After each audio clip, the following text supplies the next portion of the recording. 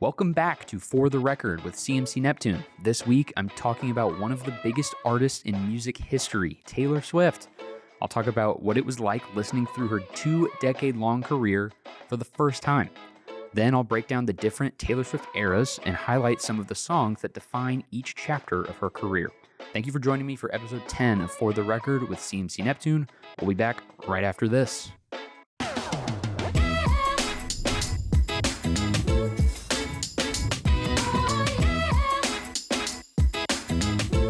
And we're back. Welcome back to For the Record. My name is Drew Rourke. And like I said in the intro today, I'm talking about Taylor Swift. This is an episode that has been long coming. In our first episode of the podcast, I mentioned this was a draft episode. I mentioned that I'm not a Taylor Swift fan. I've never really listened to Taylor Swift's music. So this is really my first time diving into her music. My history with her, like I just said, I don't really have one. My sister growing up, her name is Chloe. She's a big fan. So I've heard her music just kind of around as I was growing up, but I never like sat down, put the headphones on and listened to it until last week preparing for this episode. Now, to prepare for this episode, I had a lot of songs to listen to. In our Neptune library, we have 146 Taylor Swift songs, which is unbelievable. And I had 1 week to prepare. So all of last week, I dedicated most of my time listening to her music. Now, I only got to listen to all of these songs once. So this is my initial thoughts after one listen through, but I have 6 pages of notes.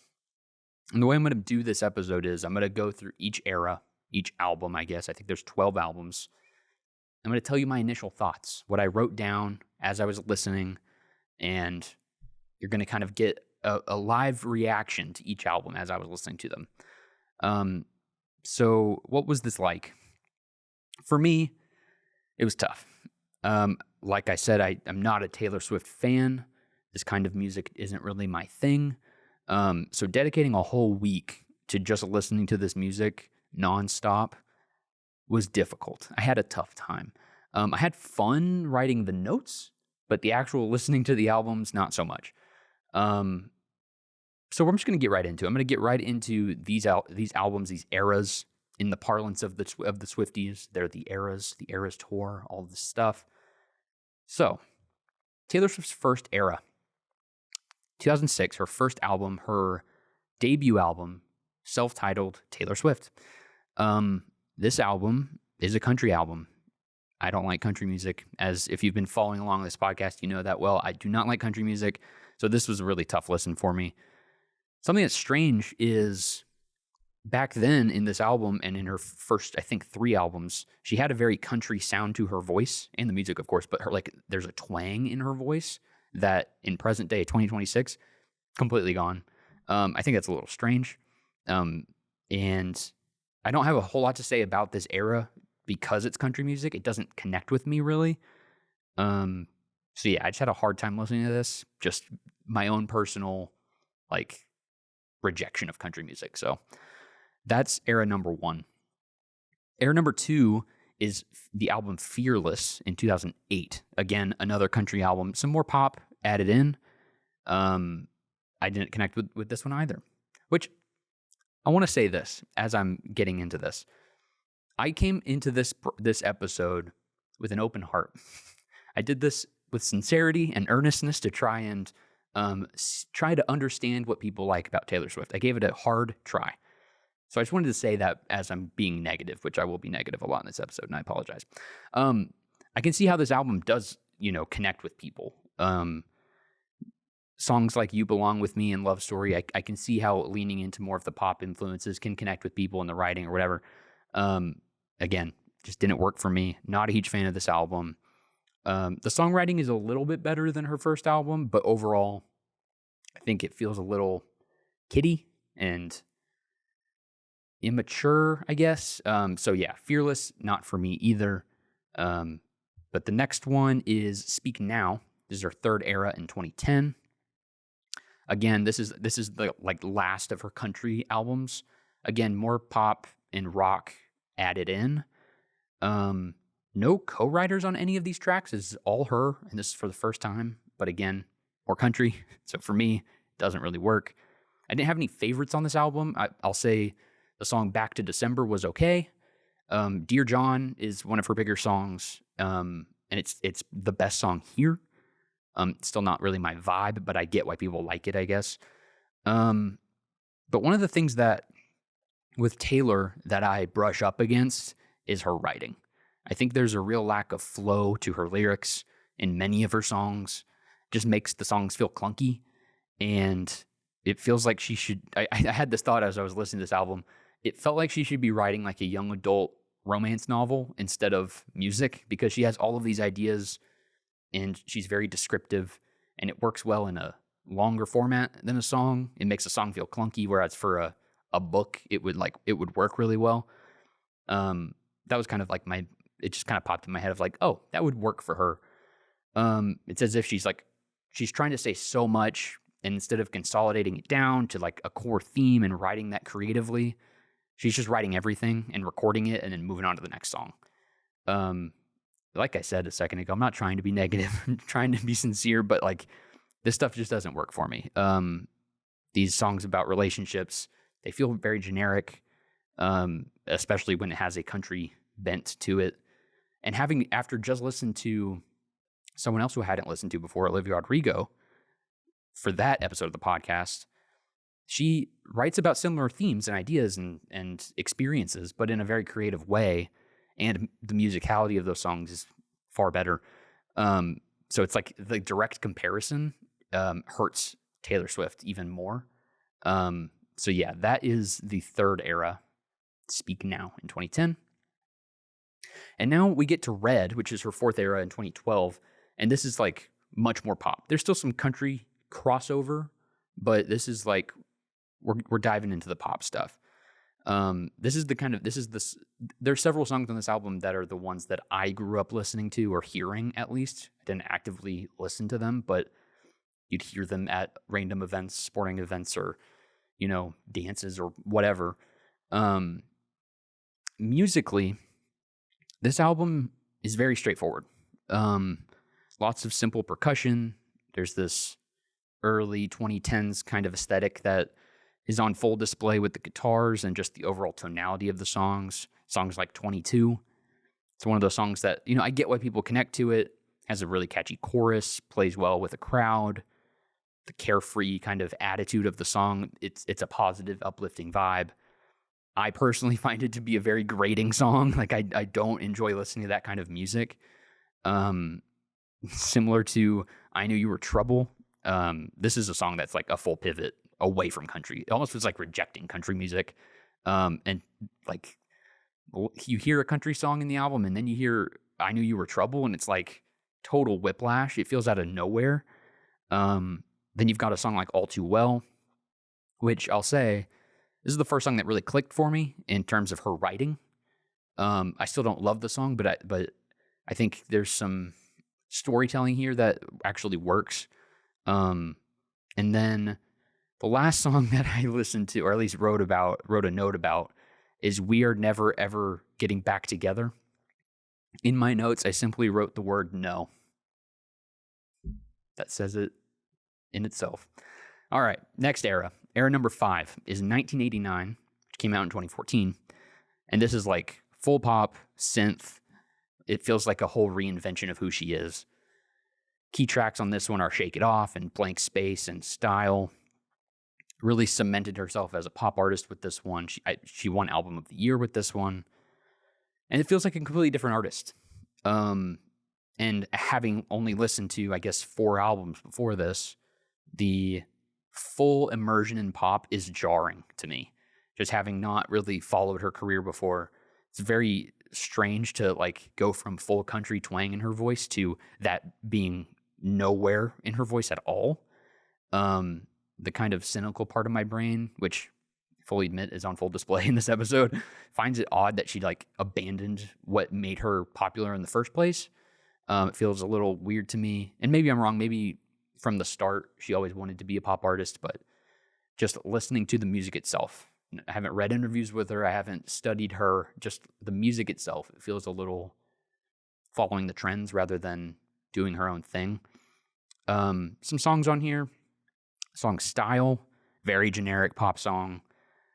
And this is where the episode kind of gets tough for me, because I'm going to be repeating myself a lot, because a lot of these songs are generic pop songs. It doesn't really do anything for me, and I think Style is like prime example of what I don't like in her music, which is that just like, it's catchy and I get why people like it, but it's just so generic and bland. Songs I did like on this one, or at least I get what they're going for: Clean and This Love. Songs that are more low-key production. I think that goes a long way. It's just like stripping the songs back and letting the lyrics kind of take a step forward. Simple production. And I think these songs work because they're not trying to be big hits. They're simple, low-key, and no frills. So Clean and This Love, I think, are some positives in this album. And then we have the big three on this album, and kind of the big three of her career, which in hindsight is kind of crazy that these all came out in the same album, but Bad Blood, Blank Space, and Shake It Off. The note that I wrote with this was 3 of her biggest songs are 3 of her worst songs. Clearly, these were written to be chart toppers, and they were, so mission accomplished, I guess. I'm sure they played like gangbusters at, senior prom in 2014, but sitting down, listening to them now, they made me cringe. Like, they feel so inauthentic. And I just don't really feel anything while I'm listening to them. And if you're thinking, they're just pop songs, chill out, which is fair, my response would be, some of the best pop songs ever make you think and make you feel. So none of these do that for me. So that's 1989, her 5th era. If you thought I was negative just now, just wait. Era number 6, Reputation, in 2017. This one's weird. It's very strange to me because she's leaning into like full-on trap music. Dark, or trying to be dark and edgy. It's not really that dark and edgy, but she's trying to be. But it's like such a generic version of that. Compared to her previous albums, like I just said, darker, edgier, but lyrically it's just as uninteresting as those albums. The song Ready For It, we're given like this heavy trap beat, and then mid-song just a complete 180, and we're like back to the typical Swift pop music. It's jarring. It's kind of exhausting to listen to. The song I Did Something Bad, this is a song that like perfectly encapsulates my feelings on her writing. The idea of doing something bad, but it feels good to do it, is like such an overplayed concept in music. I feel like I've heard that idea done over and over and over again. And there's a way to convey that in a creative way, but it's literally the title of the song, I Did Something Bad. It's like, try a little harder. I don't have much else to say aside from, like, I think this album is terrible, lacks any identity. Spoiler alert, this is my least favorite album of hers. I think it's just bad. Some of the other albums that I don't like have a few songs that I'm like, I get it. I thought this album was, like, real bad. So that's Reputation, which is number 6. Number 7 is the album Lover, 2019. And this is like a complete, like, right back to the 1989 of pure pop and romantic pop.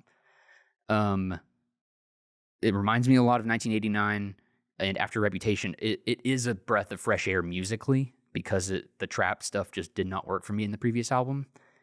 But lyrically, this one, I'm not going to get too deep into this because it's not this kind of show, but the lyrics in this are like very politically charged. And just listening to music, I don't really like whether I agree or disagree with the politics. I don't like that being like thrown at me in the lyrics very blatantly. So that just kind of turned me off from this one. I will say something positive though. I think the song Afterglow is pretty solid. I think it's got some good musicality to it. The melody's interesting. It's pretty stripped back, which again appeals to me. The writing itself isn't really life-changing or anything, but it's better than a lot of her other work, so that's a positive. Another one, It's Nice to Have a Friend. I like the vibe of that song. Again, lyrically, I don't really like what she's doing here. But it's like the constant descriptions of scenarios. Again, it kind of harkens back to what I was saying about she would probably write a good young adult novel. It's like she's very descriptive, and she's like listing out these scenarios in a way that would probably work in long form, but does not work lyrically or in a song. So all in all, I think this one is really rocky lyrically. Has a few songs that I can get behind, but overall, I think Lover is okay. It's fine. All right, her 8th era is Folklore in 2020. So I mentioned my sister earlier and how she's a Taylor Swift fan, my sister Chloe, and I told her I was doing this episode, and she was very surprised when I told her that I was going to be listening to all of her music. But whenever I told her that, she told me Folklore would be my favorite album, just based off vibes alone. And she was right. This is a more mature album. This one I don't feel as cynical about as the other ones. There are similar ideas and themes being covered, but in a more interesting way, such as the song Cardigan. This is the kind of stuff I've been waiting for her. You know, she's talking about a high school relationship. But this time she's doing it in a more creative way. It seems like she's finally learned what metaphor is, which, you know, it's pretty interesting how I don't know. It's wild how interesting a song can become with just a metaphor rather than being literal. And my favorite song of hers, full stop, favorite song in her entire career is Exile. And my note for this one was, it's always a good idea to put Bon Iver in your song. I think this song is great. Easily my favorite of hers. I've never really been impressed with her singing voice, just how she sounds. But whenever she's paired with someone like Bon Iver, it kind of, I think the pairing works well. So I like that song. Overall, I'm impressed with this album. I'd say the ceiling for my positivity with Taylor Swift can only be so high. But I do like this one. She opted for a more subtle sound. The production doesn't feel too jarring like some of the other ones where it's like, here's trap and then here's country. It all feels like it's of a piece, which I appreciate. And while this isn't necessarily music that will end up in my rotation, this is the right direction for Taylor Swift, I think, this more stripped back production. And following that, also in 2020, her 9th era, I think. These might be paired as an era because they came out in the same time. I don't know for sure. I'm not a Swiftie. But her next album is Evermore. And again, leaning into like an indie folk sound. It was released just 5 months after Folklore. And the song on here that I like a lot is, again, another Bon Iver song, but it's Evermore. My note for this one was, why hasn't she been writing songs like this forever? Sometimes like the simplest songs are the most powerful songs, and the most interesting songs. Again, like Exile on the previous album, Folklore, her collaboration with Bon Iver just brings out a different level of emotion that isn't present in a lot of her music. It feels a bit more authentic and less put on, like a lot of her music does. There aren't any other songs on this album that like stuck out to me. I'll just say I like this one just about the same as I liked Folklore. So they're both. This is the sound that I like from her. Both are Taylor Swift, letting go of some of the, big generic pop songs, opting for a simpler production.